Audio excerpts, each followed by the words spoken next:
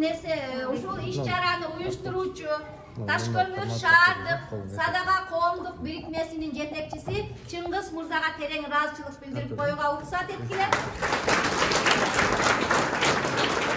Демек бул иш-чаранын негизги максаты эмне үчүн өткөрүп атат? Негизги максаты мынакей азыркы 9-10, 11 класстар арасында болуп атат.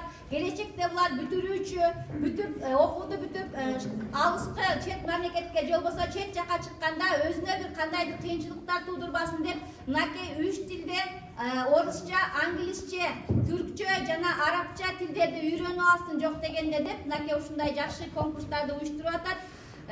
Демек биз ушул нерсеге катышуу менен, ушул иш-чарага катышуу менен өзүбүздүн канчалык деңгээлде ошол келечекте кандайдыр бир кесипке ээ болушубузга даяр экендигибизди көрсөтүп атабыз. Анда эмесе азыркы сөздү мына Чыңгыз мырзага берсек, андан ары кимдер кандай орунга ээ болду? Жыйынтыгын чыгарып, белектерин тапшырып койду. Саламатсыңарбы окуучулар? Урматтуу окуучулар, урматтуу эжекелер, силерге терең ыраазычылык ушул конкурстарды уюштуруп, менен бул уюштурушуна бардыгыбыз кол көрсөтүп атканыңызга. Окуучулар, силерге да активный аракеттенип катышып атканыңарга, менен кылып атканыңарга, азыр эле Анар эжекебиз айтып кеткендей, ушул эмне себептен тил боюнча өткөрүп атабыз. Анткени şu til bilsen dil bilesиң деген конкурска биздин сыртта жүргөн ташкөмүрлүк жерлештерибиз, сыртта иштеп жүргөн ташкөмүрлүк жерлештерибиздин демилгеси менен болуп атат да. Биз ошо сыртка чыкканда ушу ташкөмүрлүк жерлештерибиздин көбүсү тилден көп аксайбыз да. Бир жакшы жумуштарга орношолу же бир окуу жайга тапшыра билсек, тилден бизде кичине кыйналып калып атабыз. Ошого силер да ошо бизге окшоп кыйналбаш үчүн кичине болсо да бир тилди билиш үчүн салым кошуп калайлы деп аракеттенип атабыз баардыгыбыз менет болупчу. Анан окуучулар, ошондой эле силер биздин келечегибиз болосуңар. Ар бирибиздин өзүбүздүн кыялдарыбыз бар, мечтабыз, максаттарыбыз бар. Ар кандай жакшы ар тарапта өзүбүздүн ой максат кыялдарыбыз бар да. Ошол максат кыялдарыбыздын баардыгын ишке ашырыш үчүн баардыгы ушул жерден башталат силердин окуучулар. Ошол иштерге ашырыш үчүн биринчиден баардыгыбыз билим алыш керек. Билимди толук кандуу алыш үчүн менет кылыш керек болот. Менет, эмне себептен менет айтып атабыз? Менет дегенде ар бир менеттин аркасында сөзсүз бир ийгилик бар, жетишкендик бар. Ар бир менеттин аркасында. Менет оңой эмес. Менет сөз кыйынчылык менен келет. Ошого баардыгыбыз менет кылып, тилди үйрөнөлү, жана башка окууларды үйрөнөлү, колдон келишинче аракет кылайлы. Кудай кааласа, биз дагы ушу ташкөмүрлүк жердештерибиз, эжекелер, агайлар, жана ушу сыртта жүргөн жердештерибиз баардыгыбыз менет кылып силерге салым кылып атабыз.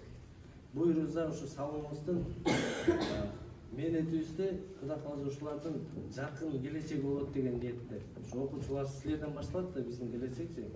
Силер канчалык ийгиликтүү жетишкендиктерде болуп, ийгиликтүү бир иштерге орношсоңор, окуу жайга тапшырып жакшы шаарыңарга, өзүңөргө, ата-энеңерге салым кошсоңор, ошол бизге жетишкен. Ошол жакшы силерге келечек болот. Ар бирибиздин да ошо эме айтып кеттим, кыялдарыбыз бар да. Бирөөбүз эңсейбиз ушундай бир маштан болсо экен, бирөөбүз бир ушул жердин директор болсо экен дейбиз, же бирөөбүз мынча миң акча тапсак экен дейбиз, же болбосо бирөөбүз ушундай бир чоң окуу жай курсам экен дейбиз, же бирөөбүз бир медицинский да бир лаборатория ачсам экен дейбиз. Ошолордун баардыгын ишке ашырсак боло турган нерсе. Ушу силер кыялданып атасыңарбы? Ушулардын баардыгы буйруза болот иншалла, болот. Баардыгы. Анткени силердин астыңарда азыр алдыда келечегиңер кең, жашообуз азыр узун, Кудай кааласа. Биздики уже мынакей эжекелер биздин уже пикке мындайча бардык, эми биз болгон билгенибизди силерге жеткирип кетишибиз керек да. Силер Кудай кааласа бизден да ашып шаарыбызга көп деген салым кошо турган инсандар болушат. Ошого ошо тил билсең дил билесиң деген сөзүбүз ошолдон болуп атат да. Аракет кылып калгыла депчи, канчалык тилди билип чет өлкөгө чыксак, чет өлкөлүктөр да силерди ошончолук сыйлайт. сый урматтуулар, ар бирибиз өзүбүздүн ишибизге чебер болушубуз керек. Качан гана биз чебер болгондо ошондо бизди бактайт, баалайт. Силерге бир пример айтып берейинби ошонун чебердин, да? Эң элементарный ушул жерде кол жууп отурган эжекени жумушка алса, ушул жерде таза жакшы жууп турса, ал сөзсүз түрдө ушул жерде жумушун кылып иштейт да, мээнет акысын алат. Анткени ал эжеке таза мээнет кылып атат да.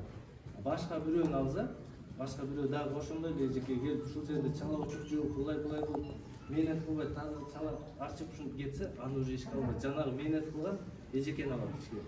Ошондой эле силер дагы ушу окууга канчалык мээнет кылсаңар, канчалык мээнет кылып талыкпай аракет кылсаңар, силер кийин Кудай кааласа силердин келечек алдыда отосузбу? Ушул жерден окуудан баштап бул жерден барып башка окуу жайга тапшырсаңар, точно ошентип силерди алат.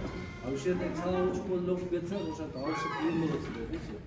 Или бир окуу жайга тапшырам десеңер, или бир ишке тапшырам десеңер дагы ушул жерден башталасыздар. Ошого ар бирибиз келген сабакка английскийге киребизби, кыргызскийге, историяга сөзсүз түрдө ошого кум коюп, ошол сабактардан чебер болгон аракет кылайлы. Ошол сабактан хотя бы күндө бир предметти, бир сөздү үйрөнгөн аракет кылайлы. Убактыбызды текке жеңилдетирбейли. Андан сырткары айта кетебиз деди эле. Бардыгыбызда телефон бар да, ошол окуучулар бардыгында телефон бар. Ошол телефондо бардыгыбыз оюндар бар да, ойнойбуз да, бардыгыбыз ойнойбуз да муну. Эч ким жашырбайт болуш керек. Бирок ошол ойноп кетирген текке кетип атат да, ошол убактычы жашоосуна пайда алып келбейт. Андан көрө мен көрсөтүп берейин дедим телефондо, видеодо да ошолдо приложениялар бар, тил боюнча. Английскийдики, арабскийдики, корейскийдики, японскийдики, ошол приложенияларды өткөрүп алсаңар, Play Market'тен, Store'дончу.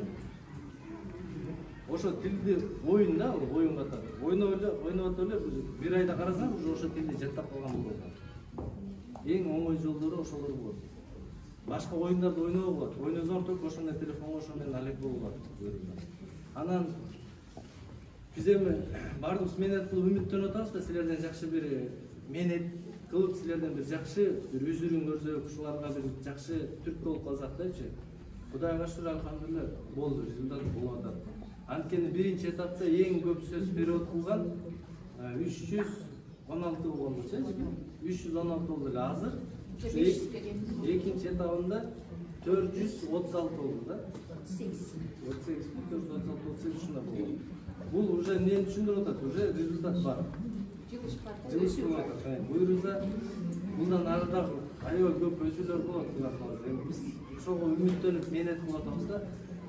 Биз мээнет келечектин эмне себептен айтып кетип атам? Мээнет болмойчу эч убакта эмес болбойт деп айтып берип атам го, жетишкен күзү болбойт деп. Биздин мээнетибиз силерге болуп атат да. Биз Кудай кааласа силерден бир үмүт күтөбүз. Силерден бир жакшы жетишкендиктерди күтөбүз деп атабыз да. Силердин келечегиңер кең болсун депчи. Силердин будущиңер бир жакшы болсун деп. Анан ар бирибиздин өзүбүздүн жакшы көргөн бир туугандарыбыз бар, ата-энелерибиз бар. Ошол кандай гана ушу үйдөн чыгып мектепке келип, мектептен үйгө барганга чейин эмнени кылсаңар дагы, кайсы класска келип, кайсы сабакты окусаңар дагы, мен ушул окуп атканыма, ушу мектепке келип атканыма же бир нерсени кылсаңар дагы, ушуну менин жакшы көргөн бир тууганым же болбосо ата-энем ушуга кылган ишиме ыраазы болобу же сүйүнөбү деп ошондой бир ой жүгүртүп алсаң, ар бир ишти кылардачы.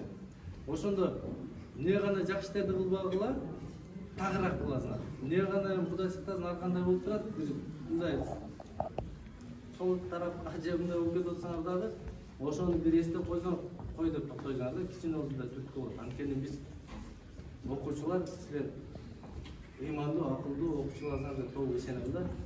Ошого буюрса ар бир ишти кылаардан мурун сөзсүз түрдө ушундай бир суроо берип туруп койсоңуз. Мындай конкурстар болот да, ар бир үмүттөнүп да, Кудай кааласа ушудан жеңсем, эжекеме үйдөгү атам апама апарып көрсөтсөм, мен уттум деп болот да, андачы. Уттум мына кетип мактанып сүйүндүрөбүз да. Буга биздин ата-энебиз сүйүнөт да. Ошондой эле ушинтип кандай гана ишти кылбагыла, ошондой ой жүгүртүү жүргүзөлү. Анан ар бир күнү кандай ушу мен жаш айтып атам да, келечек силердики Кудай кааласа алдыда көп ой максаттан ишке ашат буюрса депчи. Ошолорду ишке ашыш үчүн дагы күндө бир жолу кечинде үйгө барып бир китебин берди. Ушул мектептен күндө эмнени үйрөнгөн ошолордун сөз кайталагыла. Андан сырткары ошол максатыма жетиш үчүн, жашоомду жакшы кылыш үчүн бүгүн не иштерди кылдым деп бир сыра өзүңөргө суроо берип тургула. Ошондой кичине болсо дагы ушинтип бар адат болуп туруп, анан буюрса бир жылда уже окууну бүтүп аткан жакшы результаттар болуп турат. Ошол эчи азыр немен результаттарды айта эле. Анан айта кетейин деген азыр бул жерде бүт ушу местага биришкендер да жетишкендер. Ушулар 3-чү этап болот, уже мектептер арасындачы. 10-нан 15-не чейин бир күнү болот да, бизге гармондон бир неме айтып берет. Анан каникулга кетесиңер, ушу местага биришкендер азыр айтылат да. Каникул барганда жакшылап даярданыңар. Анткени азыр 438 атасызбы? Башка мектепте эң көбү 742-ни которду да. Силер алдан да көбүрөөк болушат. Түшүндүңөрбү? Анан дагы бир немеси башка мектептерде ошо турецкий менен арабскийдин немеси сөзүн алфавитин перевод кылышты. Айтылышын жазышты да, произношение деп коет. Бардыгы, бүт катышкандардын бардыгы катасыз толук перевод кылышты. Ошого деп өзүчө да сүйүнүп жакшы деп, жакшы бир алдыга түрткү болуп турду. Бир жолу эскертип берилген, бирок жакшы эле да, баягы. Пол жакшы бардык ошол түркчү дагы, эме арабчан дагы окулуштардын сонун жазып чыкты да. Жакшы. Эми 3-чү уже этабында турунда ушу корейский менен японский да кирет. Анан ошолордун да произношенияларды жазыш керек болот да. Но каникул үйгө барасыңарбы? Сөз телефонду көрөсүңөр да, телефонду жөнүндө көрөсүңөр, өзүңөргө пайда келтире турган жакшы иштерди карап көргүлөр. Ошо жана приложенияларды бүгүн Кудай кааласа өткөрө болот. Бош убактарыңызда ошолорду ачып ойной бериңер, жаттап алсаңыз ужачы. Анткени бул өзүм башыман өтүп кетти, ошол мазерде арабчаны мен 2 жумада жаттадым, ойноп элечи. Корейскийди 4-5 тамга дегел билбейтин, өзүм жакшы эле окубачы нахыятчы. Ошону ойнотуп жүрдүм. Ушундай боло берет экен да, жылыш, анткени мен өзүм башыман өтүп кеткенди айтып бератам да. Пайда келтирет. Пайда келтирет, ошондой. Ошол ичинде. Кудай кааласа анан дагы эмки жылы деле ар бир ушу катышкандар бар да. Эмки жылы деле ушул эле сөздү кылабыз. Эмки жыл азыр ушу сөздү жаттадыгар. Эмки жылда ушул эле сөздү кылабыз. Анткени биздин максат ушул сөздөрдү, ушу 1000 сөздү. Кудай кааласа уйкудан туруп эле ошону айтып берип турган болуп каласыңар да буюрса. Анан ушул эле сөздөрдү азыр орусча, анан англисче перевод кылып атасыңар, кийин турецкийин киргизебиз, кийин арабскийин киргизебиз, кийин корейский, японский болуп кете берет да. Ошого ушу сөздөрдү кайра жаттап аракет кылып атат. Ушунун баарын билип калсаң, Кудай кааласа сыртка чыгып калсаң, кичине болсо да бир өзүңөр өз алдынча түшүндүрүп дальше улап кеткенде бир силерге түрткү болуп калат. Дил билсең, дил билесиң сынагында 3-чү орунду ээлеген үчүн Тоголок Молда атындагы жалпы билим берүүчү орто мектебинин 11-чи класстын окуучусу Тургунов Бекболот сыйланды.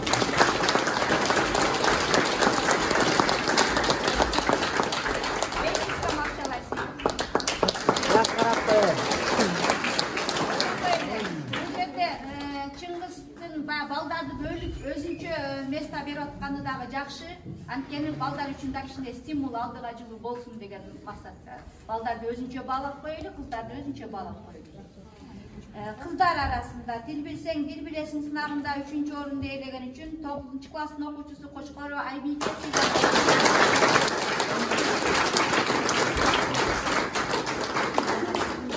Байкадык, эмнени байкадык? Биринчи турда дагы эмне болду эле? 3-чү орунду алган Азамат дагы деле кайра эле кайталанып атат да.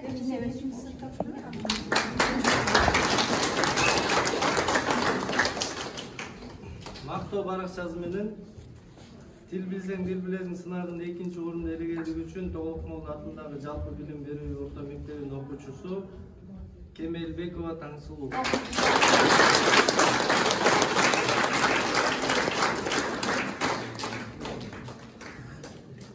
2-нчи орунга 1000 сом. 1000 сом.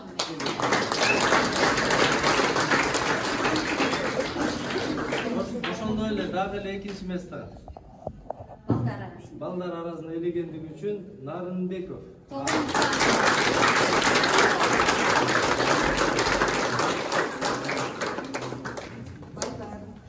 эми биринчи орунду 10-класстын окуучусу Канатбеков Амантур.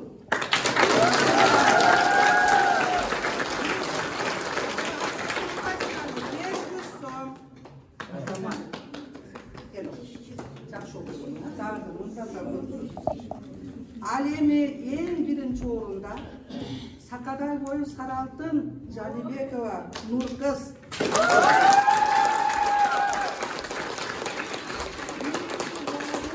Анан 1500 сом акча.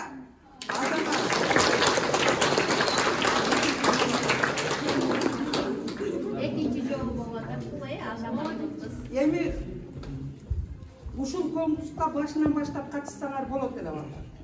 Мани бербеди да биринчи жолу айткандай. Мына 1000 сөздөн биз күнүмдүк жашоодо сүйлөгөн сөздөрдөн баштап биз колдонбогон сөздөргө чейинки сөздөрдү ошол казып, жазып чыкканбыз биз ушуну. Ошону силердин жашооңордо кезигет ошол сөздөр. Чыгармаларды окусаңар кезигет.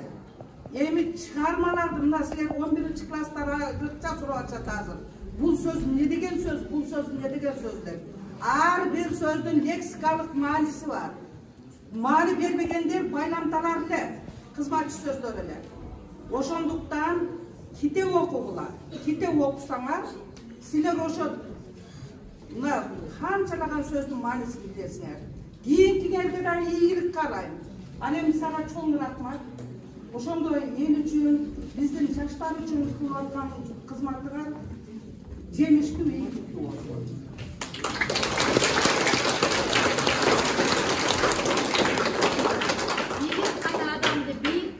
Деген кыргызда эң жакшы сөз бар. Ошондой эле көп окуган алысты көрөт деген жакшы сөз бар. Демек биз канчалык көп окусак, ошончолук бийиктиктерге жетишебиз. Мынакей ушул бүтүрүүчүлөрдүн арасынан эң мыкты бир эле мектепти таш көмүрдө эмес, Кыргызстанды тааныта турган эң мыкты эл үчүн кызмат кыла турган инсандар чыксын деп тилейм. Ошондой эле Чыңгыз мырзага да терең ыраазычылык, ишиңерге ийгилик, дайыма колдоп ушуларды колдоп сүрөп жүрөлү.